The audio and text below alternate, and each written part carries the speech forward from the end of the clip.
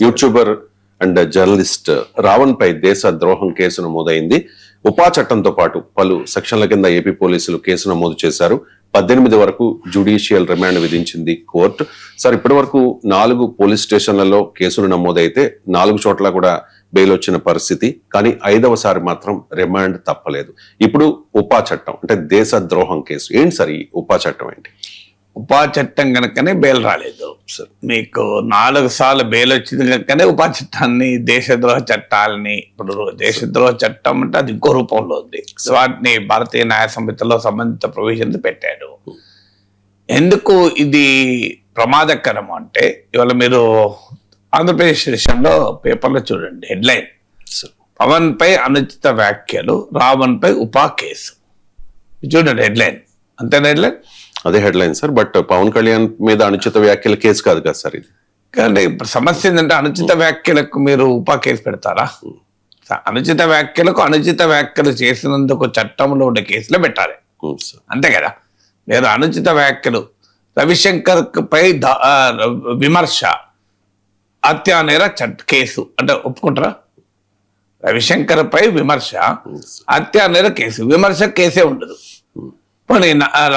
Nageshwar చెంపదెబ్బ హత్యానేరం case అనే headline వచ్చింది. పవన్ కళ్యాణ్ పై అనుచిత వ్యాఖ్యల కేసులో 4 చోట్ల కూడా బెయిల్ వచ్చింది. Different case. అదే బేస్ నేరం, ఆరోపించబడ్డ నేరం అదే కదా. ఆరోపించబడ్డ నేరం అయితే పవన్ కళ్యాణ్ పైన అనుచిత వ్యాఖ్యలు. సో మీకు ఇది పేపర్ హెడ్లైన్, ఏ పేపర్ హెడ్లైన్ నాకు గుర్తులేదు. ఆంధ్రజ్యోతి హెడ్లైన్. ఆంధ్రజ్యోతి అయితే ఈ విషయంలో నమ్మచ్చు కదా మనం. సో ఆంధ్రజ్యోతి కూటమికి సంబంధించిన విషయాల్లో ఆంధ్రజ్యోతి ఇది అఫీషియల్ గెజిట్ లాగా నమ్మచ్చు మనం, అభ్యంతరం లేదు. సాక్షి అయితే నమ్మలేము. పవన్ అంటే ఈ హెడ్లైన్ పెట్టిన జర్నలిస్టుకు, ఎడిటర్కు, మీడియా సంస్థకు ఒక అనుమానం రావాలి కదా. ఫస్ట్, అనుచిత వ్యాఖ్యలకు చట్టంలో ఎలాంటి కేసులు పెడతారు? అనుచిత వ్యాఖ్య, అది అనుచిత వ్యాఖ్యకు చట్టంలో ఉపా కేసు పెట్టచ్చా? ఈ ప్రశ్న హెడ్లైన్లోనే వ్యక్తమవుతుంది కదా. మరి సామాన్య పౌరుడికి అనుమానం రాదా? అనుచిత వ్యాఖ్య పోనీ రావణ్ ఒక్కడే చేశాడా? రోజు రాజకీయ పార్టీల నాయకులు అనుచిత వ్యాఖ్యలు కాదు, సముచిత వ్యాఖ్యలు చేస్తున్నారా? నాకు చెప్పండి. అసలు ఇంతకన్నా తీవ్రమైన, ఇంతకన్నా దుర్మార్గమైన, ఇంతకన్నా ప్రమాదకరమైన వ్యాఖ్యలు చేయడం లేదా? మరి రావణ్ ఒక చట్టము, ఇతరులకు ఒక చట్టం ఎలా ఉంటుంది? ఇది రెండో క్వశ్చన్. మరి ఎందుకు పెట్టారు అనే విషయాలకు నేను వస్తాను. ఇక దీంట్లో ఉన్న రావణ్ చేసిన వ్యాఖ్యల వల్లనే కేసు పెట్టారని నేను నమ్మను. నా పైన కేసు రాకముందే నమ్మేవాడిని, నిజంగా నమ్మేవాడిని. నమ్మని కూడా చాలా మంది విషయంలో. వాళ్ళు ఏదో అభ్యంతరకరంగా మాట్లాడి ఉంటారు, మనం అన్ని ఫాలో అవుతామా? అభ్యంతరకరంగా ఏది పడుతుంది మాట్లాడదాం, మరి పెట్టకుంటుంటారా అని అనుకునేవాడిని కొన్నిసార్లు. కానీ నా పైన కేసు వచ్చాక నాకు ఆ నమ్మకం పోయింది. ఎందుకంటే నా పైన కేసు ఏంటి? కులాల మధ్య చిచ్చు పెట్టారని కేసు. నా అభ్యంతరకరంగా అని భావించబడిన వ్యాఖ్యలు ఎక్కడైనా కులం పేరు ఉందా? అసలు కులం ప్రస్తావన లేదు, కులమే తీయలేదు అలా. కానీ ఆమె కులాల మధ్య చిచ్చు కేసు పెట్టారు. మీకు ఆదినారాయణ బీజేపీ ఎమ్మెల్యే కదా, ఆయన ఏమన్నాడు? పాలన చాలా కమ్మగా ఉంది, పాలన చాలా కమ్మగా ఉంది అన్నాడు. కమ్మగా ఉంది అని ఒత్తిపెట్టి చెప్పాడు. ఒక్కొక్క కులం వాళ్ళకే పనులు అవుతున్నాయని చెప్పాడు. ఆదినారాయణ మీద కులాల చిచ్చు కేసు పెట్టారా మీరు? చంద్రబాబు నాయుడు ఏమన్నారు? సాయి కృష్ణ కాపు, ఆయన పైన ఆయన చంపారని ఆరోపించబడుతున్న నాగరాజు కాపు. ఇది రాష్ట్ర ముఖ్యమంత్రి కులాల పేరు తీసి చెప్పాడు. అంటే అంటే కాపు చంపితే కేసు కాదా? నాకు నిజంగా అర్థం కూడా అవుతుంది. సాయి కృష్ణ కాపు, ఆయనను చంపారని ఆరోపణ ఎదుర్కొంటున్న నాగరాజు కూడా కాపు అని రాష్ట్ర ముఖ్యమంత్రి అన్నారు. ఇది వేరే వాళ్ళు కాదు. అంటే ఒక నేరస్తుడు, ఒక నిందితుడు, ఒక బాధితుడు, వీరి మధ్య కాపు ఎందుకు వచ్చింది? ఎవరు ప్రతిపక్షాలు ఆరోపించాయంటే అది అర్థం చేసుకోవచ్చు, అది రాజకీయాలుగా మనం అటాక్ చేయొచ్చు. కానీ ఒక ముఖ్యమంత్రి హోదాలో ఉన్న వ్యక్తి నేరస్తుడు కాపు, నిందితుడు కాపు, బాధితుడు కాపు అని చర్చ ఎందుకు వచ్చింది? అంటే ఒకవేళ కాపు చంపితే చట్టం ఏ కేసు పెట్టకూడదా? అది కేసు ఓకేనా? కాపులు చంపుకోవచ్చు, ఏ కులం వల్ల ఆ కులాల్లో చంపుకోవచ్చా? మరి ఇది కులాల మధ్య చిచ్చు కాదా? మన ముఖ్యమంత్రిని ఇలా మీరు అభ్యంతరకరంగా మాట్లాడవచ్చా? మరి అసలు కులం ప్రస్తావన తీయని నాగేశ్వర్ పైన కులం అని కుల చిచ్చు పెట్టాడన్న కేసు ఏంటి? ఓపెన్ గా కమ్మగా ఉందని కూటమి ఎమ్మెల్యే మాట్లాడితే ఏ కేసు లేకపోవడం ఏంటి? ఇది గమనించాక నాకు నా దృక్పథంలో మార్పు వచ్చింది రేషికర్, నిజంగా మార్పు వచ్చింది. సార్ అంతకుముందు నేను కూడా, ఎందుకంటే మనం ప్రతి ఒక్కరి ఫాలో కాం కదా. ఇప్పుడు రావణ్ వీడియోలన్నీ నేను ఎందుకు ఫాలో అయ్యాను, ఆయన ఎవరో కూడా నాకు తెలియదు. మొన్న ఫస్ట్ టైం నేను ప్రెస్ క్లబ్లో ఉమెన్ జర్నలిస్టుల మీటింగ్లో కలిశాను నేను. అంతకుముందు ఒక్కసారి నాకు ఏదో ఇంటర్వ్యూ కావాలని ఫోన్ చేశాను. ఆయన ఎవరో తెలియదు, ఆయన ఛానల్ నేనేం ఫాలో గాను, ఆయన ఏం మాట్లాడినగా నాకు తెలియదు. కేవీఆర్ ఎవరో తెలియదు, ఆయన ఛానల్ నేను ఎప్పుడు ఫాలో కాలేదు. అందువల్ల నేను ఫాలో కాని అంశాలపైన నేను ఎందుకు మాట్లాడాలి, నార్మల్గా మాట్లాడేదాన్ని కాదు. మీరు గుర్తుంచుకోండి, కేవీఆర్ ఫస్ట్ టైం అరెస్ట్ చేసి నేను మాట్లాడలే, నేను అసలు దాని మీద విశ్లేషణ చేయలే. ఎందుకంటే నాకు తెలియదు కదా, తెలియనప్పుడు మన వాళ్ళు ఏం మాట్లాడారో తెలియదు. ఇప్పుడు వాళ్ళు మాట్లాడిన ప్రతి వీడియో నేను చూడలేదు, చూడకుండా నేను ఎలా సమర్థించాలి అనే ఒక అనుమానం ఉండే నాకు. కానీ ఎప్పుడైతే నా పైన కేసులు పెట్టారో, కులాల మధ్య చిచ్చు, పబ్లిక్ ఆర్డర్, సమాజం అల్లకల్లోలం అయిపోతుంది, అల్లర్లు సృష్టిస్తున్నారు, నా దృక్పథంలో మార్పు వచ్చింది. ఏంటి ఆ మార్పు అంటే, ఈ కేసులన్నీ మాట్లాడిన దాంతో సంబంధమే లేదు. మనం రాంగా అమాయకంగా అనుకోవద్దు. వాళ్ళు ఏదో మాట్లాడి ఉంటాడు, రావణు కేవీఆర్ ఏదో మాట్లాడి ఉంటాడు, అందుకే కేసులు పెట్టుంటారు అని అనుకోవటానికి అవకాశమే లేదు. వాళ్ళు మాట్లాడిన దానికి దీనికి సంబంధమే లేదు. ఎందుకు పెడుతున్నారు? భయపెట్టడానికి పెడుతున్నారు, బెదిరించడానికి పెడుతున్నారు. అంటే మేము మా పవర్ ఏంటి అని చూపెట్టుకుందామని పెడుతున్నారు. కానీ ఇలా పవర్ ఏందని చూపెట్టుకునే అధికారం ప్రజాస్వామిక ప్రభుత్వాలకు ఉందా? అక్కడే సమస్య. కొలోనియల్ రూలర్స్కి ఉంది, కానీ ప్రజాస్వామ్య ప్రభుత్వాలకు లేదు. ఇది భారత న్యాయ వ్యవస్థ అనేక తీర్పులు చెప్పింది. ఎందుకు కొలోనియల్ రూలర్స్కి ఉంది power? Colonial concept of rule is different, democratic concept of rule is different. Colonial concept of rule ఇది హెజోమనిక్, అంటే అది ఆధిపత్యము. వారు ఆక్రమణవాదులు, వాళ్ళు దురాక్రమణ, ఈ దేశాన్ని ఆక్రమించుకున్నారు.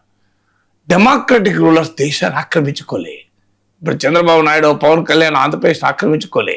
ఆంధ్రప్రదేశ్ ప్రజలు ప్రేమతో ఓటు వేసి మమ్మల్ని పాలించు అని అక్కడ కూర్చుండబెట్టారు.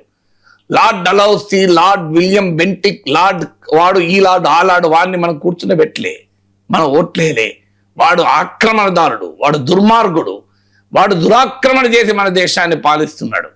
అందువల్ల వాడు పెట్టిన చట్టం, మనం పెట్టే చట్టాలు ఒకటిగా ఉండకూడదు. ఇది ఫండమెంటల్ ప్రిన్సిపల్. ఇది చంద్రబాబు నాయుడుకు, పవన్ కళ్యాణ్కు ప్రజలు ప్రేమతో ఇచ్చిన అధికారం. డలౌసీ, విలియం బెంటిక్, కార్న్వాలిస్లకేమో ప్రజల అధికారం ఇవ్వలేదు.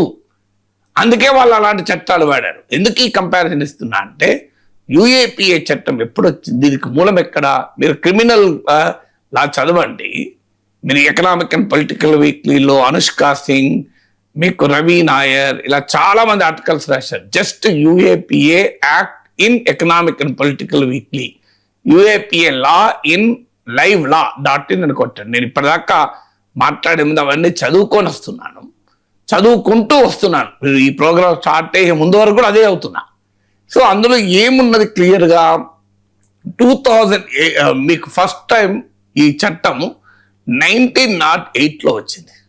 1908లో క్రిమినల్ పవర్స్ అమెండ్మెంట్ యాక్ట్ ద్వారా అన్లాఫుల్ అసెంబ్లీ అన్న పదం వాడింది. సరిగ్గా అదే పదాన్ని ఇప్పుడు యుఏపిఏ చట్టంలో ఉంది, అన్లాఫుల్ అసెంబ్లీ. అంటే ఎందుకు వచ్చింది? ఇక 1911లో 1908లో అన్లాఫుల్ అసెంబ్లీ చట్టం వచ్చింది. 1911లో ప్రివెన్షన్ ఆఫ్ సెడిషియస్ మీటింగ్స్, అంటే రాజద్రోహ సమావేశాల నివారణ చట్టము, ప్రివెన్షన్ ఆఫ్ సెడిషియస్ మీటింగ్స్ యాక్ట్ వచ్చింది. అన్లాఫుల్ అసెంబ్లీ, చట్ట విరుద్ధంగా సమావేశం కావడం. వాళ్ళ దృష్టిలో, వలస పాలకుల దృష్టిలో చట్ట విరుద్ధమైన సమావేశం అంటే ఏంటి? గాంధీ మహాత్ముడు స్వాతంత్రం కోసం సమావేశం పెట్టాడు, అది అన్లాఫుల్ అసెంబ్లీ. మీకు దుగ్గరాల గోపాలకృష్ణయ్య ఒక పెట్టాడు, అది అన్లాఫుల్ అసెంబ్లీ. మీకు ప్రకాశం పంతులు ఉప్పు సత్యాగ్రహం చేశాడు, అది అన్లాఫుల్ అసెంబ్లీ. అల్లూరి సీతారామరాజు దేశ స్వాతంత్రం కొరకు తుపాకులు పెట్టాడు, అది అన్లాఫుల్ అసెంబ్లీ. కానీ అదే కాదు అన్లాఫుల్ అసెంబ్లీ. ప్రకాశం పంతులు ఉప్పు సత్యాగ్రహం చేసిన అన్లాఫుల్ అసెంబ్లీ. పన్నులు కట్టవద్దని దుగ్గిరాల గోపాలకృష్ణయ్య ప్రజలు చైతన్యవంతం చేసిన అన్లాఫుల్ అసెంబ్లీ. మీకు మహాత్మా గాంధీ నిరాహార దీక్ష కూర్చున్నది unlawful assembly. This is the colonial construct of anti UAPA లాకు ఒక కొలోనియల్ కన్స్ట్రక్ట్ ఇది.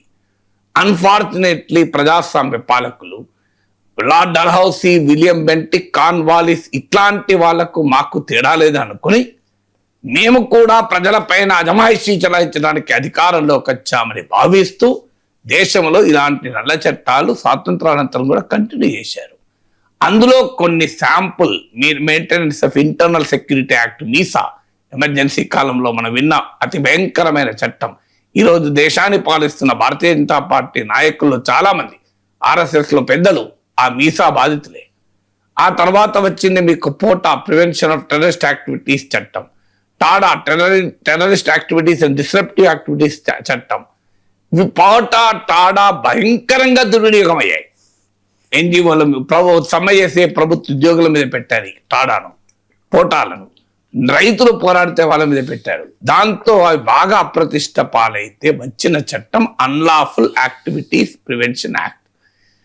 సో ఇది అన్లాఫుల్ యాక్టివిటీస్ ప్రివెన్షన్ యాక్ట్ అది కొలోనియల్ లెగసీ, వలసవాద వారసత్వంగా వచ్చిన చట్టం. ఆధునిక భారతీయ స్వతంత్ర భారత పాలకుల వలసవాద మైండ్ సెట్ నుంచి వచ్చినటువంటి చట్టం ఇది. This law is an offshoot of the colonial mind set. ఇది ప్రమాదకరం అని చెప్పేది. Please give up the colonial mind set. ప్రజలు మీకు ప్రేమతో అధికారం ఇచ్చారు. మీరు ప్రేమతో అధికారం ఇచ్చినప్పుడు మీరు ప్రవర్తించే తీరేంటి అని. రెండవది, ఎప్పుడైతే ఇవి టెర్రరిస్ట్, యాంటీ టెర్రర్ యాక్ట్స్ అనుకున్నప్పుడు సహజంగా ప్రజల నుంచి సపోర్ట్ ఉంటుంది. నిజమే కదా, తీవ్రవాదం ఉంది కదా. బాంబే తీవ్రవాద ఘటనల తర్వాత ఈ చట్టాన్ని మరింత కఠినతరం చేశారు. సో తీవ్రవాదాన్ని అణిచివేయాల్సిందే, ఎక్కడా అనుమానం లేదు. కానీ తీవ్రవాది ఎవరు, తీవ్రవాదం ఏంటి, తీవ్రవాద చర్య ఏంటి అనే క్వశ్చన్. ఇప్పుడు రావణ్ చేసింది తీవ్రవాదమా నాకు తెలియదు, తీవ్రవాదం అని పెట్టారు. కానీ నా విషయంలో నాకు తెలుసు. నా విషయంలో ఏంటి, సోమవీరరాజు నన్ను ఏమన్నాడు, తీవ్రవాది అన్నాడు. సో నన్నే తీవ్రవాది అన్నాడు. ఎవరినన్నా నేను ఎట్లా నమ్మాలి తీవ్రవాదని? సో నన్ను తీవ్రవాది ఈయన అని చెప్పాడు క్లియర్గా, ఇది టెర్రరిస్ట్ అని. సో నాగేశ్వరరావు ఎవరు తీవ్రవాది? నేను ఎప్పుడు నేను ఎవరిని ఒక్కసారి ఒక చెయ్యి వాటర్ బాటిల్ కూడా ఇస్తలేదు ఎవరి మీద నా జీవితంలో ఇట్లా ఎంటీ బాటిల్, బరువున్న బాటిల్ పక్క పెట్టు, ఈ ఎంటీ బాటిల్ కూడా ఎవరి మీద ఇస్తలేదు నా లైఫ్ ఇంతవరకు ఎవరిపైన ఒకనాడు రాయి విసరలే.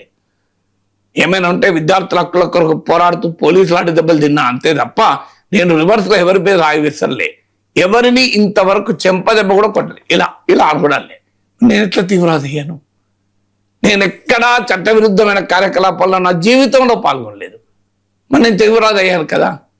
అంటే తీవ్రవాది అన్న పదాన్ని మీరు ఎంత భయంకరంగా ఆంధ్రప్రదేశ్లో కూటమి ప్రభుత్వ పెద్దలు దుర్వినియోగం చేసుకుంటున్నారని నా అనుభవంలో నేను నేర్చుకున్నాను.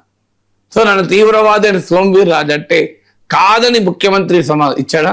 ఉప ముఖ్యమంత్రి చెప్పాడు ఆయన కాదు, ఆయన తీవ్రవాది ఎట్లా ఇస్తాడు? ఆయన ఒక పౌరుడు, లా అబైడింగ్ సిటిజన్. మీరు అలా మాట్లాడద్దని ఎవరైనా సోమవీర్రాజు చెప్పారా? ఎవ్వరూ చెప్పలే. అంటే అందరూ అంగీకరించారు కదా. సో మరి ఇలా మీరు తీవ్రవాదం అన్న పదాన్ని మిస్యూజ్ చేస్తే నా భయం ఏంది, నన్ను తీవ్రవాదం అన్నందుకు నేను భయపడడం లేదు. కానీ తీవ్రవాదులకు చట్టబద్ధత వస్తుంది, దీనివల్ల తీవ్రవాదులకు ప్రజల ఆమోదం వస్తుంది. ఓహో, బాంబులు వేసిన వాడికి గట్టిగా టీవీలో మాట్లాడిన వాడు ఒకటే అంటే బాంబులు వేసిన వాడు క్రెడిబిలిటీ రాదా? నా భయం అది. సో మీరు ఇలా రావణ్ పై కానీ ఇంకోరిపై కానీ తీవ్రవాదులపై ప్రయోగించాల్సిన చట్టాలు ప్రయోగిస్తే ప్రమాదం ఏంటి అంటే అసలైన తీవ్రవాది తప్పించుకుంటాడు. ఇది ప్రమాదం. అసలైన సంఘ విద్రోహ శక్తి తప్పించుకుంటాడు. అసలైన ప్రమాదకర కార్యకలాపాలు చేసేవాడు తప్పించుకుంటాడు. మీకు చట్టం ఎప్పుడు దుర్వినియోగమైన, మన చిన్నప్పుడు ఒక కథ ఉంది, అందరం చదువుకున్నాం కదా, పులి పులి పులి అని. పులి రాకపోయినా పులి పులి అని అరుస్తే కొడుకు, తండ్రి 3 సార్లు వచ్చి పులి కాదని వెళ్ళిపోతే నిజంగా పులి వచ్చినప్పుడు తండ్రి రాడు, ఎవరు రాడు. ఇప్పుడు నిజంగా తీవ్రవాదిని పట్టుకున్న రోజు కూడా ప్రజలు వాడు తీవ్రవాది కాదేమో, అన్యాయంగానే పట్టుకున్నారేమో, ఆయన కూడా నాగేశ్వర్ లాంటి వాడేమో, ఎందుకంటే ఆయన కూడా నాగేశ్వరం కూడా తీవ్రవాది అన్నారు కదా, ఆయన కూడా రావణ్ లాంటి వాడేమో, ఆయన కూడా ఇంకోరు లాంటి వాడేమో అని అనుకునే ప్రమాదం ఉంటుంది. అందువల్ల ఎప్పుడు కూడా యాంటీ టెర్రర్ లాను తీవ్రవాదులపైనే ప్రయోగించాలి. మీరు మామూలు తీవ్రవాది కదా సార్, కరడుగట్టిన తీవ్రవాది. కరడుగట్టిన తీవ్రవాది అన్న పదం వాడాడు. తీవ్రవాదులో సివియారిటీ ఒకసారి కరుడు గట్టిన తీవ్రవాది, నక్సలైట్, బీజేపీకి వ్యతిరేకవాది, మేధావి కాదు.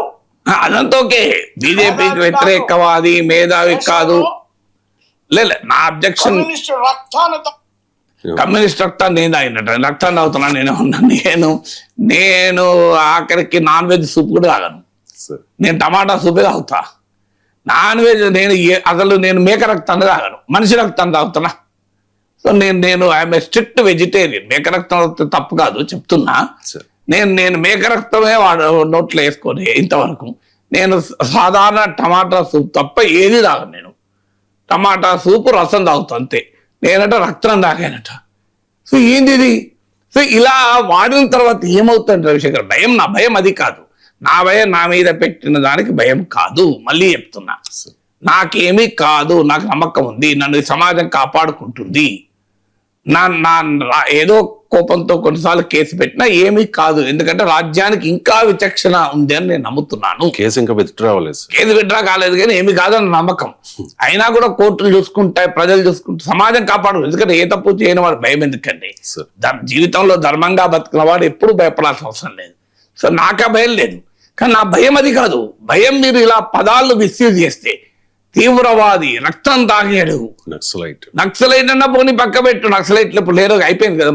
నక్సలిజాన్ని అంతం చేశాక కూడా నక్సలైట్లు ఉన్నారని చెప్తున్నాడు సోమవీరాజు. అమిత్ షా నమో హోగా కహాని అంటున్నాడు. సో నేను ఎప్పుడు ఏ నక్సలైట్ సంఘాలతో సంబంధం లేదు, నాకు నక్సలైట్ పార్టీ సంబంధం లేదు. సో బట్ ఏదైనా కానీ ఆయనకు వామపక్ష పార్టీలకు నక్సలైట్లకు తేడా తెలియని బీజేపీ నాయకుడు నేనేం చేయాలి? ఆయనకు సిపిఐకి, సిపిఎంకు, మావోయిస్ట్ పార్టీకి తేడా తెలియదు. బీజేపీలో అగ్రనేత కూడా ఆ చిన్న తేడా తెలియకపోతే నా తప్పు కాదు, నేనేం బాధపడాల్సింది తప్ప ఈ దేశంలో భారతీయ జనతా పార్టీకి అగ్రనాయకుడుగా ఉండి సిపిఐకి, సిపిఎంకు, మావోయిస్టులకు తేడా తెలియదు. సిపిఐ, సిపిఎం, మావోయిస్టులు ఒకటే అనుకుంటే నేనేం చేయగలుగుతాను? నాకు సిపిఐ, సిపిఎం మిత్రులతో సంబంధాలు ఉన్నాయి.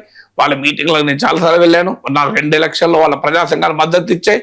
నాకు ఆ వామపక్ష పార్టీ అంటే గౌరవం ఉంది, దాంట్లో ఏం డిస్ప్యూట్ లేదు. సో నాకేం అక్కడేం రాదు. నన్ను తీవ్రవాది అన్న దానికే నా చర్చ. సో తీవ్రవాది అన్న పదం వాడుతున్నాడు. సో ఇది ప్రమాదకరము. మీరు ఇలా ఇష్టం వచ్చినట్టుగా పదాలు వాడి ఇష్టం వచ్చినట్టుగా చట్టాలు ఉల్లంఘిస్తే రియల్ తీవ్రవాదులు తప్పించుకోపోతారు. రియల్ తీవ్రవాదులు తప్పించుకోకపోతే సమాజానికి చాలా ప్రమాదకరం. నిజంగానే తీవ్రవాద కార్యకలాపాన్ని మీరు వాడినప్పుడు సమాజం మీకు సహకరించదు. సమాజం ఏమనుకుంటుంది? రావణ్ పేరు వాడు, నాగేశ్వరన్ అన్నారు, ఇది కూడా అంతే కావచ్చు అని నిజమైన తీవ్రవాద తప్పించుకునే ప్రమాదం ఉంటుంది. ఏది మీరు మరి పోనీ నిజంగానే రావణ్ తీవ్రవాదే అనుకుందాం. Unlawful activities prevention act is nothing but anti terror act. చాలా మందికి అది వాళ్ళ పేరు మాత్రం అట్లుంది కానీ it is nothing but anti terror act. TADA పోటాల వారసత్వంగా చట్టం అది. ఈ చట్టము వాడారు కనుక రావణ్ నిజంగానే తీవ్రవాది అనుకుందాం వాదన కొరకు. మరి ఫస్ట్ ఎందుకు కేసు పెట్టలే? మీరు ఫస్ట్ ఆ కేసు పెట్టాలి కదా. అప్పుడు మనం మొదటిసారి అరెస్ట్ చేసినప్పుడు ఈ చట్టం పెట్టలే, సెకండ్ టైం అరెస్ట్ చేసినప్పుడు ఈ చట్టం పెట్టలే, థర్డ్ టైం అరెస్ట్ చేసినప్పుడు ఈ చట్టం పెట్టలే, I think 4th time arrest చేసినప్పుడు ఈ చట్టం అప్పుడు పెట్టారా? 5th టైం పెట్టారు. 5th టైం ఆ చట్టం పెట్టారు. అంటే అర్థం ఏంటి? 4 సార్లు అరెస్ట్ చేసినప్పుడు మీకు ఎందుకు అర్థం కాలేదు తీవ్రవాదని? 5వ సారి అర్థమవుతుందా? కారణం ఏంటి అంటే అరెస్ట్ చేస్తున్న కొద్దీ కోర్టులు విడుదల చేస్తున్నాయి. ఇంకా మన దేశంలో చట్టబద్ధ పాలన, రూల్ ఆఫ్ లా, రాజ్యాంగం ఉంది కనుక విడుదలవుతున్నారు. ఎందుకు విడుదలవుతున్నారు? ఎందుకు కోర్టులు బెయిలిస్తున్నది? ఇది అర్థం కావాలంటే మన జూరిస్ప్రుడెన్స్లోకి వెళ్ళాలి.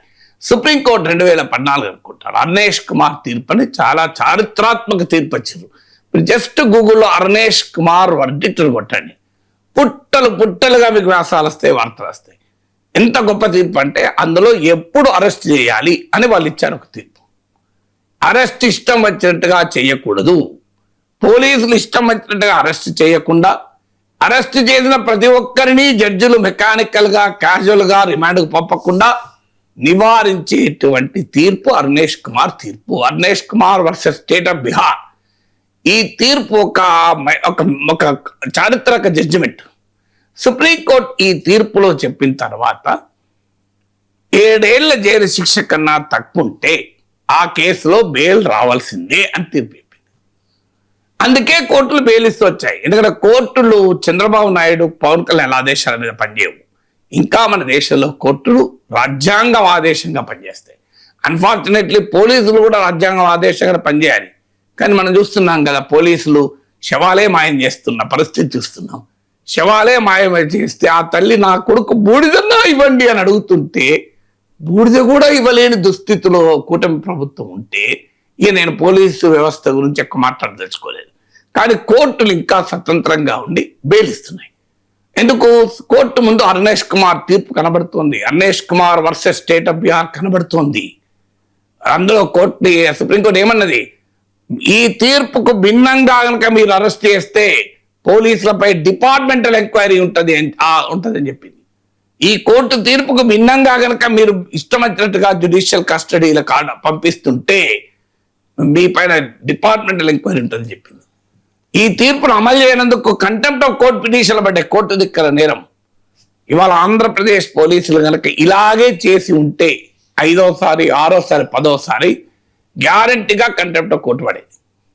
సో మీరు అర్నేష్ కుమార్ వర్డిక్ట్ ఉల్లంఘిస్తున్నారు, ఇది కోర్టు ధిక్కరణ అని ఆ భయంతో ఇప్పుడు ఉపా చట్టాలు ప్రయోగించారు. ఎందుకు ప్రయోగించారు? తేడా ఏంటి మరి? అన్లాఫుల్ యాక్టివిటీ ప్రివెన్షన్ యాక్ట్ దీనికి మీకు సాధారణ క్రిమినల్ జూరిస్ప్రుడెన్స్ లో సుప్రీంకోర్టు అనేక సార్లు చెప్పింది, bail is a rule, jail is an exception. Rule గా బెయిల్ ఇవ్వాలి, ఎప్పుడో ఒకసారి మాత్రమే అరెస్ట్ చేయాలి. Bail is a rule, jail is an exception. Unfortunately unlawful activity prevention act reverses that logic. Bail is an exception, jail is a rule. UAP అనుభవం అంతా ఇదే చెప్తోంది. యుఏపీ కింద అరెస్ట్ అయిన వారి చరిత్ర అంతా ఇదే చెప్తుంది. చట్టంలో ఏమున్నది అన్న దాంతో సంబంధం లేదు, అనుభవం మాత్రం ఇదే చెప్తోంది. Bail is a exception, jail is a rule. మీకు సాధారణ క్రిమినల్ జూరిస్ప్రుడెన్స్ లో బెయిల్ ఈజ్ అ రూల్ అయితే యుఏపీఏ జూరిస్ప్రుడెన్స్ లో జైల్ ఈజ్ అ రూల్. ఎందుకు? అది రూల్ కు ఎక్సెప్షన్ ఉన్న తేడా. శంకరుడు నందీశ్వరుని పిలిచి, నందీశ్వర భూలోకానికి వెళ్ళి భూలోకవాసులకు ఒక ఆరోగ్య సూత్రము నా మాటగా చెప్పు, వారంలో 7 రోజులు 6 రోజులు నా తలస్నానం చేసి 1 రోజు సాధారణ స్నానం చేయండి అని. నందీశ్వరుడు మర్చిపోయి 1 రోజు తల స్నానం చేయండి, 6 రోజులు నార్మల్ స్నానం చేయండి అని చెప్తాడు. దానికి శంకరుడు కోపించి నీకు భూమి పైన నిన్ను హింసించుతురు కాక అని శాపం ఇస్తాడు. అప్పుడు నందీశ్వరుడు శరణు వేరితే, నిన్ను హింసించడాన్ని నేను ఆపలేను, ఆల్రెడీ శాపం ఇచ్చాను, కానీ నిన్ను పూజిస్తారు కూడా అని చెప్పి నందీశ్వరుడు వరం ఇచ్చాడు అని పౌరాణిక కథల్లో విన్నాను. అంటే రూల్ ఏంటి? రూల్ ఎవ్రీడే తలస్నానం చేయాలి. ఎక్సెప్షన్ ఏంది? వితౌట్. నందీశ్వరుడు ఏం చెప్పాడు? రివర్స్ చెప్పాడు. రివర్స్ చెప్పినందుకు శంకరుడు ఏం శిక్షించాడు? నిన్ను భూమి పైన హింసిస్తున్న కాక ముళ్ళు పెట్టి పొడుస్తుంటారు. సో ఇప్పుడు సరిగ్గా యుఏపీఏ కూడా సేమ్ పోలిక. నార్మల్ జూరిస్ప్రుడెన్స్, క్రిమినల్ జూరిస్ప్రుడెన్స్ లో బెయిల్ ఈజ్ రూల్, ఇక్కడ బెయిల్ ఈజ్ అన్ ఎక్సెప్షన్. ఇది మొదటి సమస్య. నార్మల్ క్రిమినల్ జూరిస్ప్రుడెన్స్ లో ప్రిజంప్షన్ ఆఫ్ ఇన్నసెన్స్ అని ఉంటుంది. అంటే నేరం నిరూపితం అయ్యేంత వరకు నీవు అమాయకునివే, నీవు నిర్దోషివే. Unless proven guilty you are innocent. ఇది క్రిమినల్ జూరిస్ప్రుడెన్స్ ప్రాథమిక సూత్రము. అంటే presumption of innocence is the basic principle. ఇక్కడ యుఏపిఏ జూరిస్ప్రుడెన్స్ ఏమైందంటే presumption of guilt is a rule. అంటే ఒక మనిషి ఒక్కసారి నార్మల్ కేసులో అరెస్ట్ అయితే నీవు కేసు నిరూపించేదాకా నిన్ను నిర్దోషిగానే చట్టం చూస్తుంది. పోలీస్ అయినా, కోర్టులైనా, ఈవెన్ జ్యుడిషియల్ కస్టడీలో ఉన్న అప్పుడు జైలర్ అయినా నిన్ను నిర్దోషిగానే చూడాలి. ఎందుకు? You are not proven guilt. Unless proven guilt you are innocent. అంటే నేరం నిరూపించేంత వరకు నీవు అమాయకుడివే, నువ్వు నిర్దోషివే. ఆ నిర్దోషి అన్న దృక్పథంతోనే పోలీసు చూడాలి, కోర్టులు చూడాలి, జైలు చూడాలి. కానీ ఇక్కడ ఏమంటే ప్రిజంప్షన్ ఆఫ్ గిల్ట్ అంటారు. అంటే నీ పైన ఒక్కసారి యుఏపిఏ కేసు పెడితే నీవు అన్లాఫుల్ యాక్టివిటీ చేసిన వాడివే అని భావిస్తారు. చెయ్యలేదని నిరూపించబడాలి. అక్కడేమో చేసినవని నిరూపించబడాలి, ఇక్కడేమో చెయ్యలేదని నిరూపించబడాలి. తేడాది. మిగతా కేసుల్లోమో నీవు నేరము చేసినవని నిరూపించబడాలి, నిరూపించబడేంత వరకు నీవు నిర్దోషివే. ఈ యుఏపిఏ అనుభవం ఏం చెప్తోందంటే ఒక్కసారి యుఏపీ కేసు పెడితే నువ్వు నేరం చేసినట్లుగానే భావిస్తారు అన్లెస్ నువ్వు చేయలేదని నిరూపించుకుంటే తప్ప. ఇక మూడో తేడా చెప్తాను. నార్మల్ కేసుల్లో proving the guilt is the responsibility of the prosecution. అంటే ప్రాసిక్యూషన్ వాళ్ళ బాధ్యత, పోలీస్ బాధ్యత. నిన్ను అరెస్ట్ చేస్తే నువ్వు నిజంగానే ఆ నేరం చేసే. ఇప్పుడు నా పైన కేసు ఏది కులాల మధ్య ఇది నిరూపించాలి. నేను కులాల మధ్య చిచ్చు పెట్టినట్టు పోలీసులు. అలాగే అల్లర్లు సృష్టించాలి, నిరూపించాలి. పబ్లిక్ ఆర్డర్ను అల్లకల్లోనే చేసా నిరూపించాలి. అది నిరూపించడం సాధ్యం కాదు కనుక బేదస్తుంటుంది. అది నిరూపించడం సాధ్యం కాదు కనుక ఎఫ్ఐఆర్ దాఖలు చేసి కేసులు ముందుకు పోవు. ఎందుకంటే ఏం ఇన్వెస్టిగేషన్ చేస్తారో నిరూపించలేరు కదా. కానీ ఇక్కడికి వచ్చే యూఏపీఏ కేసుకి వచ్చేవరకు ఏంటంటే proving the innocence is proving the guilt is not the responsibility of the prosecution. నేరం ఆరోపించడం వరకే ప్రాసిక్యూషన్ బాధ్యత. నీ పైన కేసు యూఏపీఏ కేసు పెడితే నీవే నిరూపించుకోవాలి నేను నేరం చేయలేదని. చూడండి, reversal of burden of proof అంటారు. ఇది యూఏపీ అనుభవం. నీవే నిరూపించుకోవాలి నేను ఆ నేరం చేయలేదు అని. తర్వాత మీకు ఎక్స్టెండెడ్ పీరియడ్స్ ఆఫ్ కస్టడీ ఇవ్వచ్చు. నార్మల్గా అయితే 14 days జ్యుడిషియల్ రిమాండ్ ఉంటుంది. లిమిటెడ్ కస్టడీ, పోలీస్ కస్టడీకి లిమిటెడ్గా ఉంటుంది. ఒక్కసారో 2 సార్లు ఇస్తారనుకుంటా, తర్వాత ఇవ్వరు. కానీ మీకు యూఏపీఏ కేసుల్లో prolonged and extended periods of custody ఇవ్వచ్చు. అంటే ఎంతైనా టార్చర్ చేస్తాను స్కోప్ ఉంటుంది. తర్వాత మీకు ఎక్స్టెండెడ్ పీరియడ్స్ ఆఫ్ ట్రయల్, అంటే ఈ ట్రయల్ 2 ఏళ్ళు 3 ఏళ్ళు 4 ఏళ్ళు 5 ఏళ్ళు నడుస్తూ బెయిల్ రాకుండా జైల్లో అండర్ ట్రయల్గా ఉంచవచ్చు. అంటే బెయిల్ రాకుండా ఎంత ప్రమాదకరమైన చట్టమో చూడండి. ఎంత లాస్ ఆఫ్ రెప్యుటేషన్, ఎంత లాస్ ఆఫ్ లైఫ్. 5 ఏళ్ళు జైల్లో ఉన్న తర్వాత, అంటే ఒక ఉపన్యాసంలో ఒక మాట మాట్లాడితే, ఒక యూట్యూబ్లో ఒక వీడియో చేస్తే 5 ఏళ్ళు 3 ఏళ్ళు జైల్లో పెట్టి అతని జీవితమే అన్యాయం చేస్తే ఇది ప్రజాస్వామ్యం అవుతుందా? పోనీ ఇది ప్రజాహితం అవుతుందా? పోనీ ఇది మీకైనా ప్రయోజనం ఉండదు. ఎందుకు ఉండదు? రేపు మీరే శాశ్వతంగా అధికారంలో ఉండరు. పోనీ మీ లెక్క ప్రకారం 15 ఏళ్ళు ఉంటారు. ఎందుకంటే ఈ కూటమికి లైఫ్ పీరియడ్, జీవితకాలం ఎంత ఇచ్చారు పవన్ కళ్యాణ్? 15 years కదా. నాకు గుర్తున్నది, చెప్పండి తప్పుంటే. 15 years అంటే 15 years తర్వాత ఈ కూటమి ఉండదు కదా. పవన్ కళ్యాణ్ చెప్పాడు కదా మినిమం 15 years. మినిమం 15. ఇంకా ఎక్కువ ఉంటుంది అనుకుందాం. కానీ ఈ దేశంలో ఎవరు ఎన్నేళ్ళు అధికారం ఉంటారనేది మనం కోరుకునేది కాదు. అధికారం శాశ్వతం కాదు. ఈ అధికారం శాశ్వతం కాదని అనుభవం చెప్తోంది, వాస్తవం కూడా. రేపు 5 ఏళ్లకు 10 ఏళ్లకు 10 ఏళ్లకు 20 ఏళ్లకు 25 ఏళ్లకు 30 ఏళ్లకు 40 ఏళ్లకు 50 ఏళ్లకు కూటమి పోయి ఇంకో రాకూడదని ఉందా? వచ్చినప్పుడు అప్పుడేం చేస్తారు? మీకు అనుకూలంగా మాట్లాడే వాళ్ళందరినీ లోపలేస్తారు. సేమ్ ఇదే ఉప చట్టాలు పెడతారు. నీవు చెప్పిన విధి నీరజాక్ష అంటారు. అంటే ఏ ప్రజాస్వామిక హక్కులను అయితే కాల రాస్తారో అవే అవుతారు. ఎమర్జెన్సీ పెట్టి కాంగ్రెస్ పార్టీ మీకు భారతీయ జనసంఘ్తో సహా అనేక మంది నాయకులు లోపల పెట్టారు.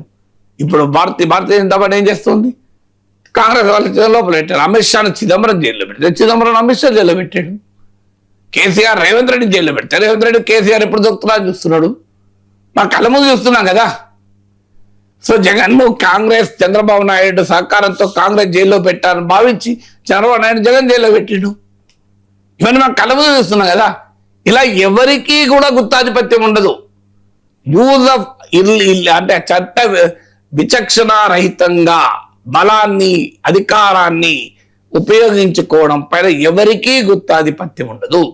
అందువల్ల కూటమికి మద్దతు ఇచ్చే మేధావులు, కూటమికి మద్దతు ఇచ్చే ఆలోచనాపరులు, కూటమికి మద్దతు ఇచ్చే పాత్రికేయులు, కూటమితో సంబంధం లేకుండా తటస్థంగా ఉండేవారు దయచేసి ఆలోచించండి. ఇవాళ ఈ రకమైన అధికార దుర్వినియోగం రేపు మిమ్మల్ని కూడా కాటువేస్తుంది. మిమ్మల్ని ఇంకో రోజు కాటువేస్తుంది. It's only a matter of time. It is not anything else. It is only a matter of time. మీకు ఇంకొక ఉదాహరణ చెప్తాను. పోనీ రావణ్ పక్క పెడదాం, నాగేశ్వర్ పక్క పెడదాం. రావణ్ ఏమన్నాడో నాకు కూడా తెలియదు పూర్తిగా. నాగేశ్వర్ పైన రావణ్ గతంలో రాముడి మీద అనుచిత వ్యాఖ్యలు చేశారు అని చెప్పి సోషల్ మీడియాలో నాకు తెలియదు. మీరు అది నాతో కూడా కొంతమంది అన్నారు. రాముడి పైన అనుచిత వ్యాఖ్యలు చేస్తే ఎవరినైనా క్షమించకూడదు. ఆ మేరకు కేసు పెట్టుకోవచ్చు. ఆ మేరకు నేనే అక్బరుద్దీన్ ఓవైసీ మీద కేసులు పెట్టుకుంటే ఇంతవరకు పెడతలేరు కదా. ఏమైనా నిర్దోషం ప్రకటించారు కదా. హిందూ దేవతల మీద అన్యాయంగా మాట్లాడిన అక్బరుద్దీన్ ఓవైసీ నిర్దోషి అయిపోయింది కదా. మీకు దమ్ముంటే ఇప్పటికైనా కేసు పెట్టండి ఆయన మీద. యూఏపీఏ కేసు పెట్టండి. ఎందుకు పెట్టాలి మరి? అక్బరుద్దీన్ ఓవైసీ కదా ఎలా పెట్టడం, ఆయన మనకు ఉపయోగపడతారు కదా దేశంలో, పెట్టరు కదా. ఆయన హిందూ దేవతల మీద అవమానంగా మాట్లాడలేదా, వీడియోలు కూడా ఉన్నాయి కదా నిర్మల్ సభలో, ఆదిలాబాద్ సభలో. Yes. మన ఇంకా కేసు ఏమైంది, కేసీఆర్ ప్రభుత్వం కొట్టేసింది, బీజేపీ మాట్లాడతలేదు కదా. మన యూఏపీఏ కింద పెట్టమన్నాడు case, I will be very happy.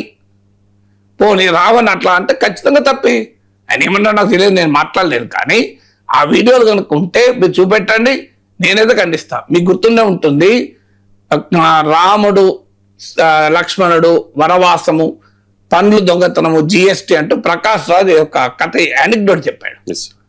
ఉత్తరాది నుంచి వచ్చిన వలస కార్మికులు అని ఆయన ఒక ఉదాహరణ చెప్తున్నాడు. నేను అలా మాట్లాడడం వల్ల ఉపయోగం లేదు అని నేను ఇక్కడే మాట్లాడాను. ప్రకాష్ రాజ్ నాకు ఐ రెస్పెక్ట్ హిమ్ అలాట్. మన ఈ మధ్య కూడా ఇంటర్వ్యూ చేశాను.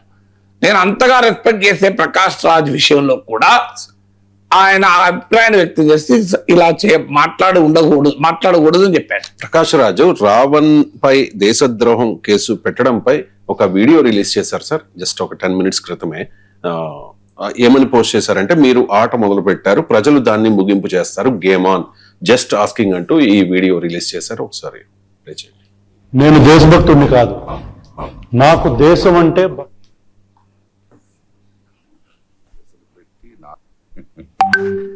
ఏంటో వరుసగా తప్పుడు కేసులు పెట్టి 4 సార్లు కోర్టు బెయిలిస్తే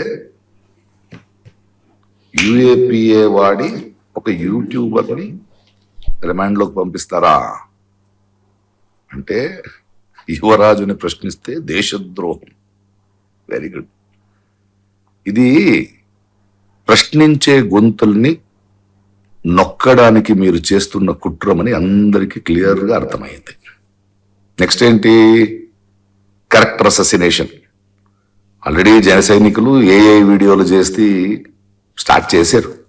మీరేం చేస్తారు, వాడి ఫోన్ మీ దగ్గర ఉంది, అందులో ఉన్న పర్సనల్ ఇన్ఫర్మేషన్ని వక్రీకరించి దాన్ని లీక్ చేస్తూ ఆయన్ని ఇబ్బంది పెడుతూ ఆ మూలంగా ఆయనకి అండగా నించున్న వాళ్ళని, మరి ఎన్నో ప్రశ్నించే గొంతుల్ని భయపెట్టడానికి ప్రయత్నం చేస్తారు కదా.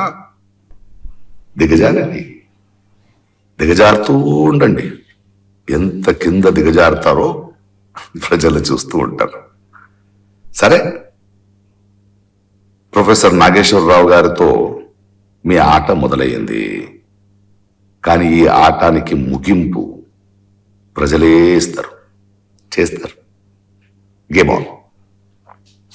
మిమ్మల్ని మీ ప్రస్తావన కూడా తీసుకొచ్చారు సార్. అంటే నిజమే, ఇప్పుడు అందరూ ఈ ప్రకాష్ రాజ్ గారు చాలా మంది అంటున్నారు, మిమ్మల్ని అరెస్ట్ చేసి ఒక పెద్ద మెసేజ్ ఇద్దామని అనుకున్నారు, అది మీరు మాట్లాడినంతో సంబంధమే లేదు ఇష్యూ.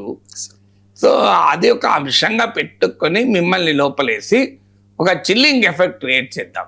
చూడు, 2 సార్లు ఇండిపెండెంట్గా అన్ని పార్టీలు ఓడించి, తెలుగుదేశం బీజేపీతో సహా కూటమిలో ఉన్న ప్రధాన పార్టీలు కూడా ఓడించాను నేను ఇక్కడ. అప్పుడు కూటమి లేవనుకోండి.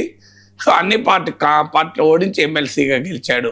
మామూలు విషయం కాదు కదా, ఎవరైనా ఒప్పుకోవాలి కదా. అదైతే ప్రజలు ఎన్నుకున్నారు కదా, దానికన్నా యాక్సెప్ట్ ఇవ్వండి.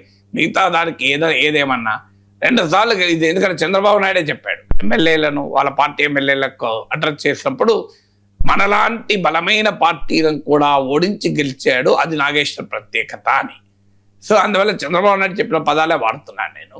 సో అందువల్ల నాగేశ్వర్ లాంటి వాడిని 2 సార్లు ఇండిపెండెంట్గా గెలిచిన వ్యక్తిని, సో ఒక 40 ఏళ్ళ జర్నలిజం అనుభవం ఉన్న వ్యక్తి, ఒక సంపాదకుడిగా, ఒక ఛానల్ హెడ్గా, జాతీయ మీడియాలో కూడా రెగ్యులర్గా రాసే వ్యక్తి, అంతర్జాతీయ మీడియా కూడా అప్పుడో ఇప్పుడో కోట్ చేసే వ్యక్తి, దేశంలోనే అనేక యూనివర్సిటీలో విజిటింగ్ ప్రొఫెసర్గా, ఐఏఎస్ ఐపీఎస్ ప్రొబేషనర్లకు కూడా పాఠాలు చెప్పే ప్రొఫెసర్ నాగేశ్వర్ని అరెస్ట్ చేస్తే ఈ మిగతా వాళ్ళు ఎవరు ఎంత అని ఒక మీ అనుకున్నారు, అది మీతో కాలేదు, ఇప్పుడు ఇతరుల పైన పడ్డారు అని చాలామంది అంటున్నారు.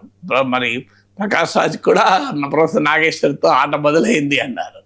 సో అందువల్ల ఏదైనా నా పాయింట్ ఎవరితో ఆట కాదు, మీకు చాలామంది దృష్టికి రాలేదు. నాకన్నా ముందు చెప్తాను మీకు. అప్పల్ రాజు అని ఒక రైతు, అనకాపల్లిలో ఆంధ్రప్రదేశ్ రైతు సంఘ నాయకుడు. ఆయన చేసిన నేరం ఏంటి? ఆయన రైతుల్ని అక్కడ ల్యాండ్ అక్విజిషన్ చేస్తుంటే భూసేకరణ చేస్తుంటే భూసేకరణకు వ్యతిరేకంగా రైతుల్ని ఆర్గనైజ్ చేశాడు. భూసేకరణ వ్యతిరేకంగా రైతులను ఆర్గనైజ్ చేసిన నేరమా? బలవంత భూసేకరణకు వ్యతిరేకంగా అందరూ మాట్లాడారు కదా దేశంలో, ప్రతిపక్షంలో ఉంటే మీరే మాట్లాడేవారు కదా. సో ఆయనను ప్రివెంటివ్ డిటెన్షన్ కింద అరెస్ట్ చేశారు. అతి భయంకరమైన నల్ల చట్టం ప్రివెంటివ్ డిటెన్షన్, మోస్ట్ డిఫేమ్డ్ చట్టం, ఎమర్జెన్సీ మైండ్ సెట్ అది. ఇదే కూటమి ప్రభుత్వం అప్పలరాజును ఐ థింక్ 2 నెలలో 3 నెలలో సెంట్రల్ జైల్లో పెట్టింది.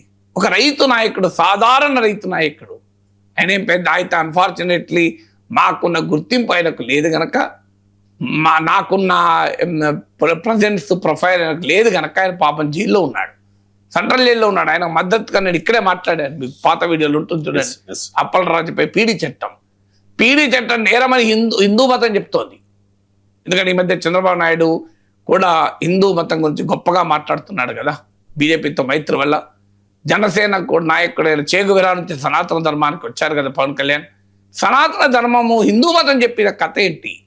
మహాభారతం ఆది పర్వం సారమేయ వృత్తాంతం చదవండి.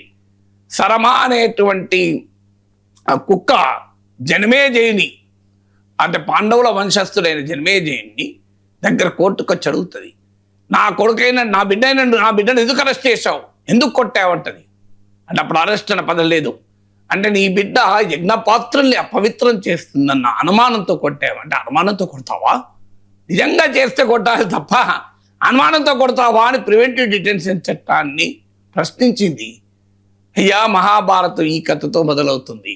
దయచేసి మహాభారతాన్ని, వేదవ్యాసుడు రాసిన మహనీయుడు రాసిన మహాభారతాన్న చదవండి. మీకు చట్టం అంటే ఏంటో అర్థమవుతుంది, లా అంటే ఏంటో అర్థమవుతుంది, రూల్ అంటే ఏమంటే అర్థమవుతుంది, రూల్ ఆఫ్ లా అంటే ఏంటో అర్థమవుతుంది, డెమోక్రసీ అంటే అర్థమవుతుంది, పౌర హక్కులు అంటే అర్థమవుతుంది. ఇదే చంద్రబాబు నాయుడు అరెస్ట్ చేస్తే నాలాంటి వాళ్ళని కూడా ఖండించాం. ఈ అరెస్ట్ జగన్కు నష్టం చేస్తుందని చెప్పాను. సో ఇదే పవన్ కళ్యాణ్ ఆంధ్రప్రదేశ్లో చంద్రబాబు నాయుడు అరెస్ట్ చేసినప్పుడు అప్పటి ప్రభుత్వం అడ్డుపడితే దాన్ని ఖండించాం. పవన్ కళ్యాణ్ హక్కుంది అని చెప్పాను. మరి ఇవాళ ఏం జరుగుతుంది? మీరు తీవ్రవాదులపైన ప్రయోగించాల్సిన చట్టాల్ని మీరు ఒక విమర్శకులపైన, ప్రశ్నించే వారిపైన ప్రయోగిస్తారా? మీరు అన్నారే రావణ్ అభ్యంతరకరమైన వీడియోలు పెట్టాడు, నాకు తెలియదు. అభ్యంతరకరమైన వీడియో పెడితే ఆ అభ్యంతరానికి తగిన చట్టమే ప్రయోగించాలి. ఫండమెంటల్ పాయింట్ అది. మీకు జనం వస్తే డాక్టర్ దగ్గరికి వెళ్తారు, మీకు ఏమిస్తాడు జనం వస్తే డాక్టరు? పారాసెటమాల్ ఇస్తాడు, యాంటీ క్యాన్సర్ డ్రగ్ ఇస్తాడా? చెప్పండి మీరు. మరి యాంటీ క్యాన్సర్ డ్రగ్ ఇచ్చాడు, ఇస్తే ఓకేనా, ఒప్పుకుందామా దాన్ని? మీరు ఒక అభ్యంతరకరంగా మాట్లాడాడు, దానికి తగిన చట్టం పెట్టండి. యాంటీ టెర్రర్ చట్టం ఎట్లా పెడతారు? ఫండమెంటల్ క్వశ్చన్ నేను అడుగుతున్నది అది. డాక్టర్ మీకు పారాసెటమాల్ ఇవ్వాల్సిన టైంలో మీకు యాంటీ క్యాన్సర్ డ్రగ్ ఇస్తే మీకు ఏదో చేయి నొప్పితో వేయారు, బాగా నొప్పిలేస్తుంది, మీకు నార్మల్గా ఓ డోలో ఇచ్చి పంపాలి, కాదంటే ఒక అల్ట్రాసెట్ ఇచ్చి పంపాలి, ఒక ఆర్డినరీ పెయిన్ కిల్లర్ ఇచ్చి పంపాలి. కానీ మీకు కంప్లీట్గా ఇస్తే మీరు షుగర్తో పోతారు. ఎంత ఉంటుంది మీకు? HbA1c 3 నెలల షుగర్ 7 ఉంది అనుకోండి. ఒక సెన్సిబుల్ డాక్టర్ ఏమంటాడు, 7 HbA1c అడ్జస్ట్ అవుతుంది అయ్యా, లైఫ్ స్టైల్ కొద్దిగా మార్చుకో, నీకు అది తగ్గుతుంది, మంచి ఏం కాదు, ప్రమాదం కాదు, పెరగకుండా జాగ్రత్త పడు అంటాడు.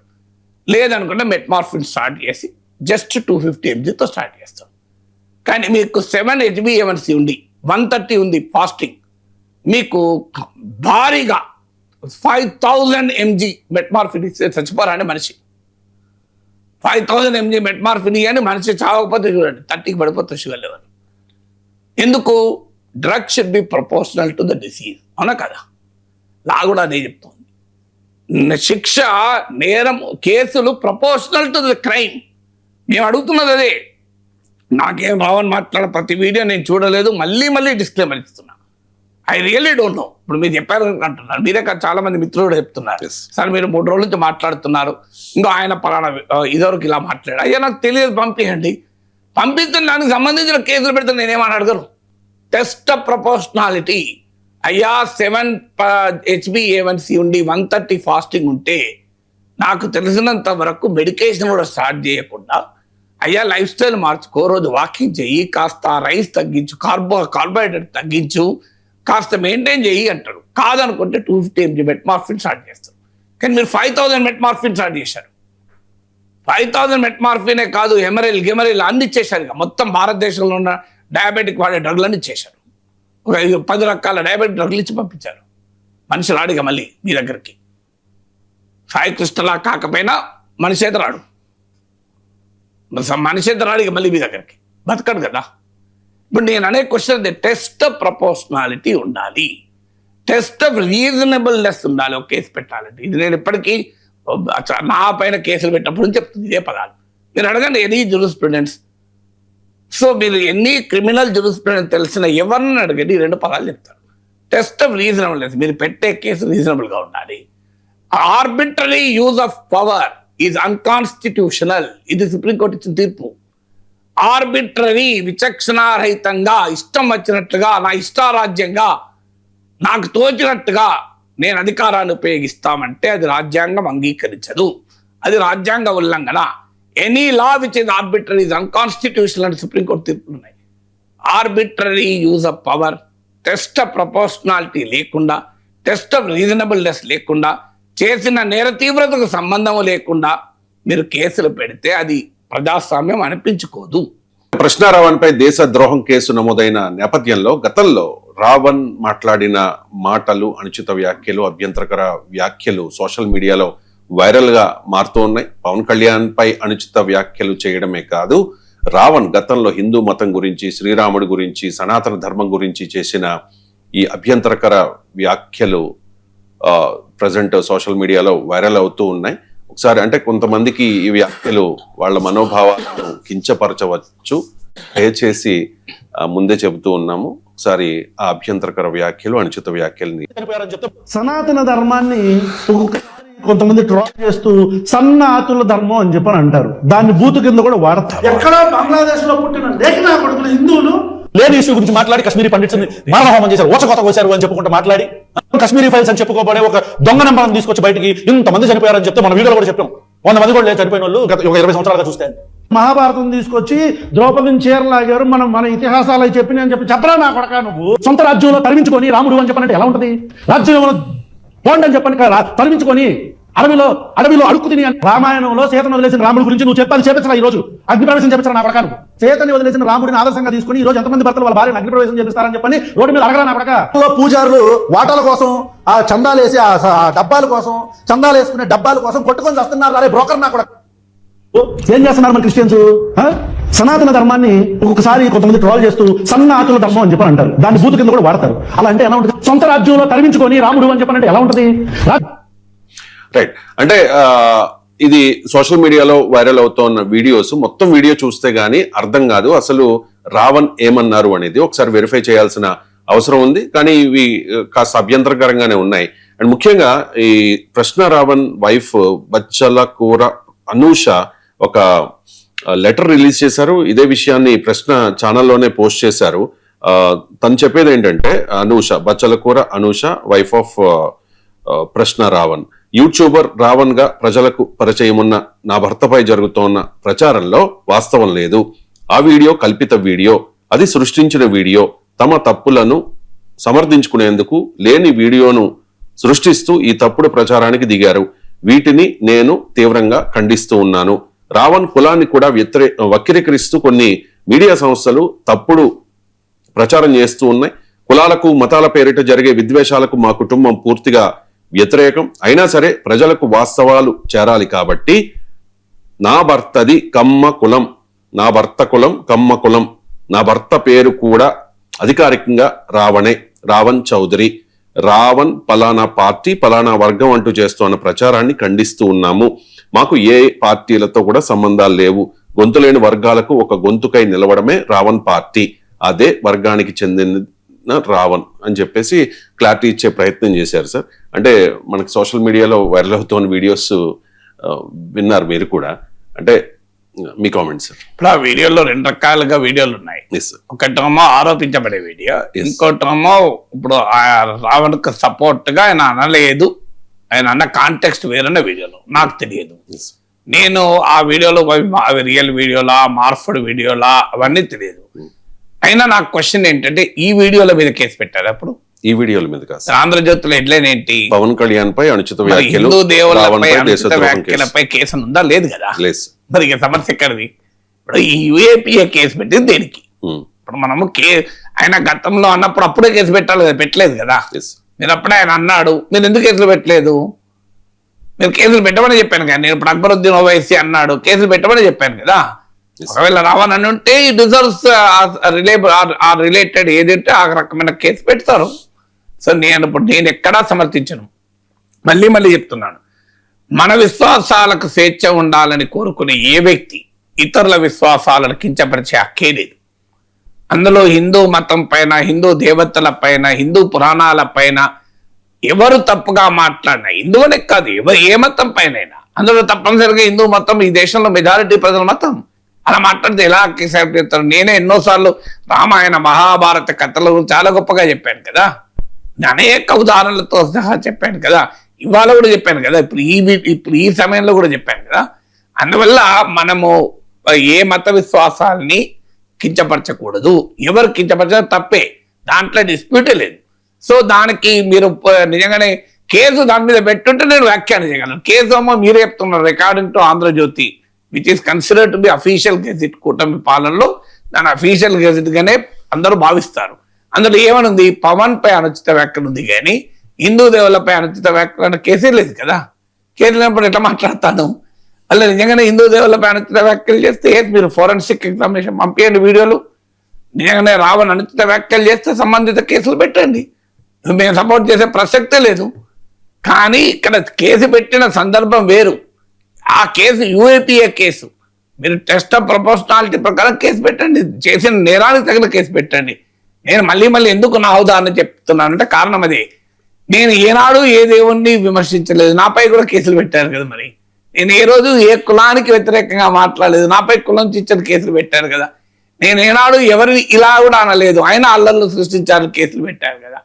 ఇది నా అనుభవం కదా. అందుకే ప్రకాష్ రాజ్ అంటున్నాడు కదా, ప్రొఫెసర్ నాగేశ్వర్తో మొదలైంది అని. సో నా అనుభవం నుంచి నేను నేర్చుకొని ఈ మాట్లాడుతున్నాను. ఎవరు మాట్లాడేవాడినే కాదు, లేకపోతే ఏమో వాళ్ళు ఎవరెవరు ఏం మాట్లాడారో మనకు తెలియదు, అన్ని వీడియోలు మనం చూడలేదు, అందరి తరఫున మనం ఎందుకు వకాల్తా అనేవాళ్ళం. కానీ నా వ్యక్తిగత అనుభవం తర్వాత నా అభిప్రాయంలో మార్పు వచ్చింది. ఇవన్నీ వాళ్ళు ఏదో అన్నారని కేసులు పెడతలేరు, వీళ్ళు పెట్టదలుచుకున్నారు, పెడుతున్నారు. ప్రూఫ్ ఇదే కదా. మీరు అవి ఇవాళటి వీడియోలు కాదు, అవునా కదా? మీరు ప్లే అయిన వీడియోలు ఇవాళటియా? మరి కేసు ఎప్పటిది? నిన్నది కదా. ఈ వీడియోలు నిన్నటి నాకు కాదు. ఈ వీడియోల మీద కేసు పెట్టారా? పెట్టలేదు. మరి చర్చ ఎక్కడిది? నువ్వు పెట్టిన కేసు ఏంటన్నది పాయింట్ కదా. నువ్వు పెట్టిన కేసు ఏంటి? నువ్వు ఏ సంబంధిత ఆరోపణకు ఈ కేసుకు లింక్ ఉందా అని అడుగుతున్నావు, అంతే తప్ప ఆయన రావణ్ ఎప్పుడో మాట్లాడిన వీడియోలన్నీ ఇప్పుడైతే వీడియోలన్నీ తీసుకొని ఫోరెన్సిక్ ఎగ్జామినేషన్ పంపండి. ఆయన ఏమన్నాడా, అనలేదా, మార్ఫింగ్ అయిందా, లేకుంటే ఇప్పుడు ఆమె వాళ్ళ రావణ్ వైఫ్ అమ్మో అవన్నీ వక్రీకరించాలని చెప్తున్నారు. ఏ వక్రీకరణ నిజమా చెప్పండి. నిజమే అని తేలితే దానికి సంబంధిత కేసులు పెట్టుకోండి.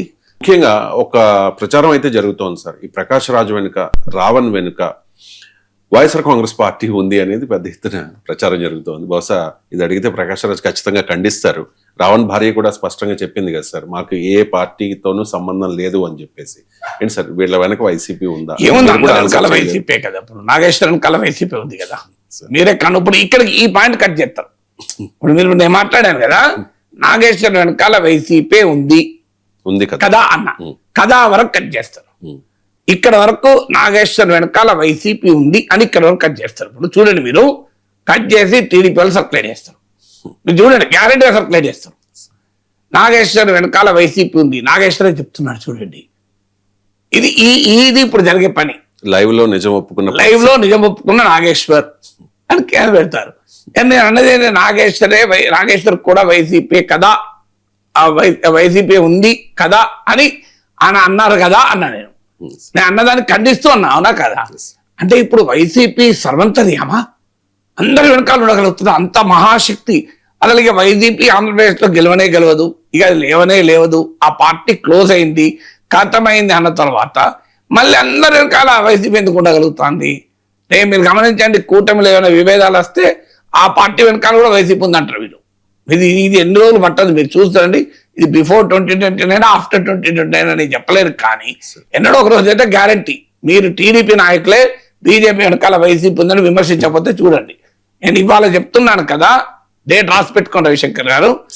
It may happen 1 year after, 2 years after, 10 years after, but it will happen.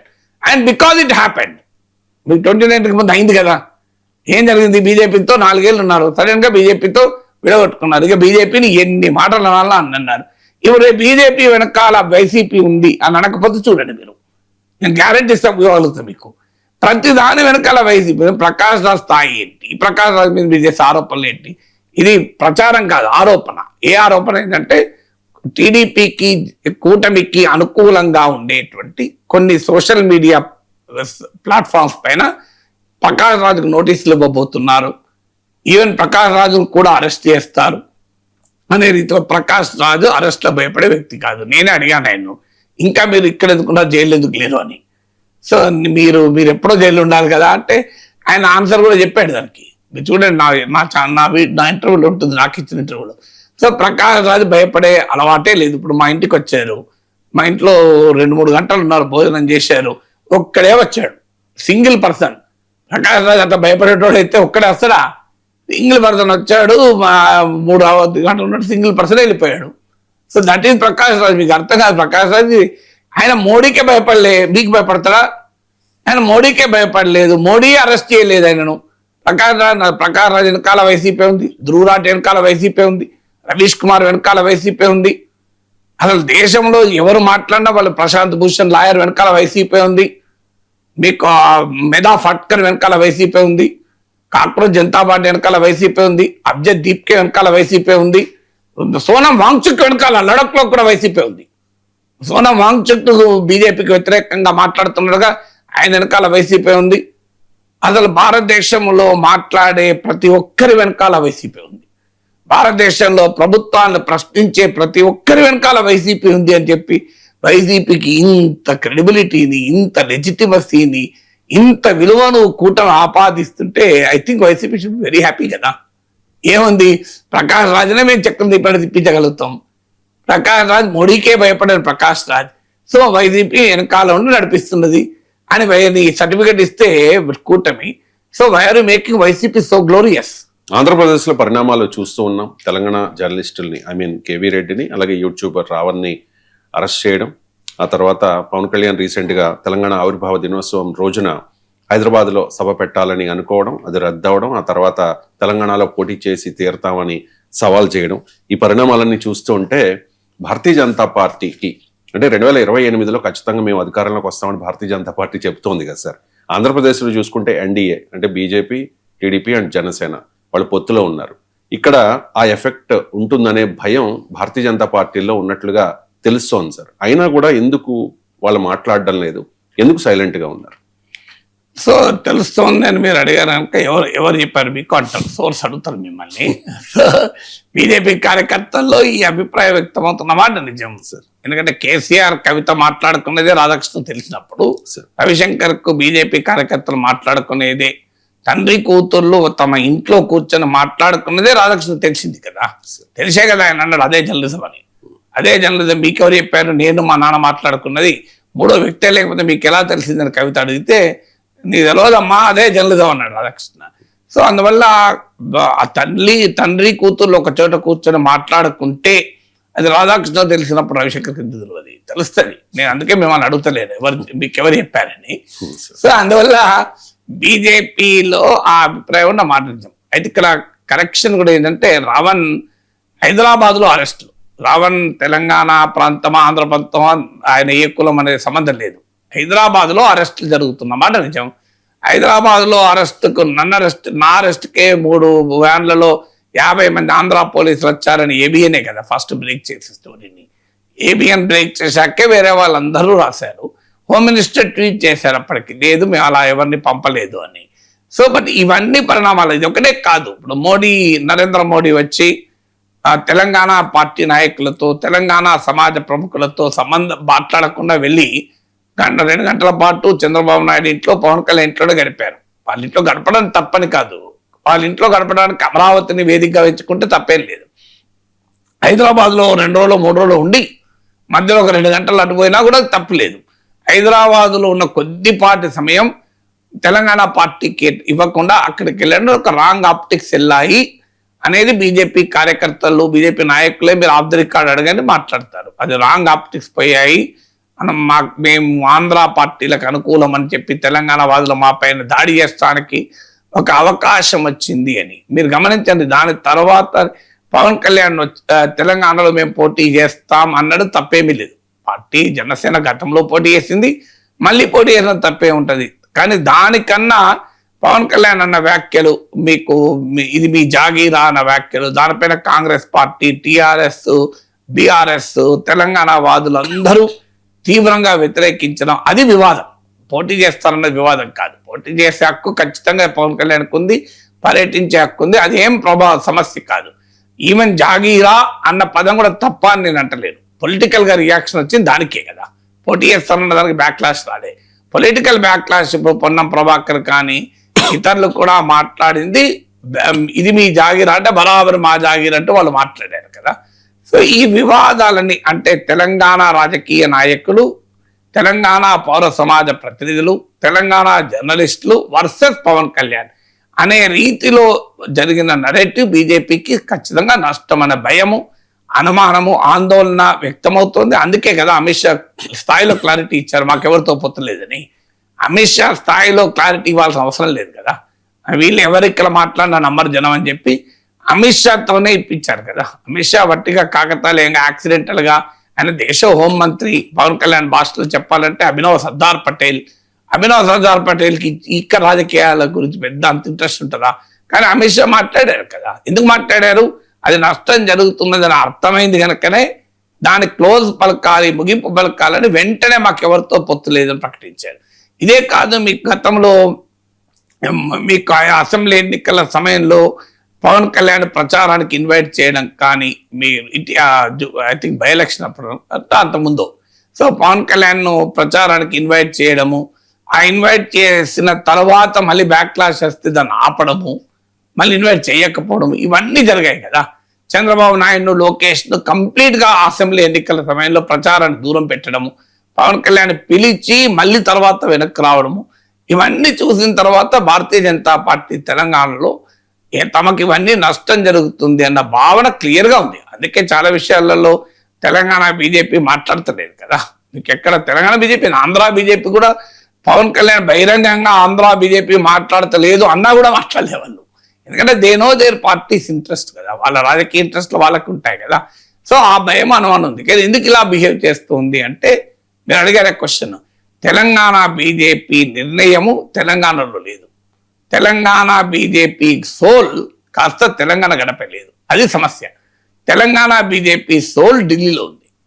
So Delhi నాయకత్వం తీసుకునే నిర్ణయాలు బట్టే వాళ్ళు ఇక్కడ జరుగుతున్న వాటిని సీరియస్గా తీసుకోవడం లేదు. ఇదంతా తెలంగాణ వాదం పెరగటానికి ఉపయోగపడుతుంది. ఇది బీఆర్ఎస్కే ఆయుధంగా మారుతోంది. ఇప్పటికే బీఆర్ఎస్ అపోజిషన్ స్పేస్లో మనం కొట్టేశారు. ఇప్పుడు ఇలాగే సెంటిమెంట్ పెరిగితే బీఆర్ఎస్ లాభపడుతుంది. దీన్ని బీఆర్ఎస్ స్కిల్ఫుల్గా ఎక్స్ప్లాయిట్ చేయగలుగుతోంది. ఆల్రెడీ రేవంత్ రెడ్డికి చంద్రబాబు నాయుడుకు సన్నిహితుడు అని చెప్పి క్యాంపెయిన్ నడుపుతోంది బీఆర్ఎస్. ఇవన్నీ అటచ్చి ఇటచ్చి అల్టిమేట్గా కాంగ్రెస్ బెనిఫిట్ కాదు, బీజేపీ బెనిఫిట్ కాదు, బెనిఫిట్ అయ్యేది బీఆర్ఎస్కు. అందులో క్లియర్, అందరికి డౌటే లేదు కదా.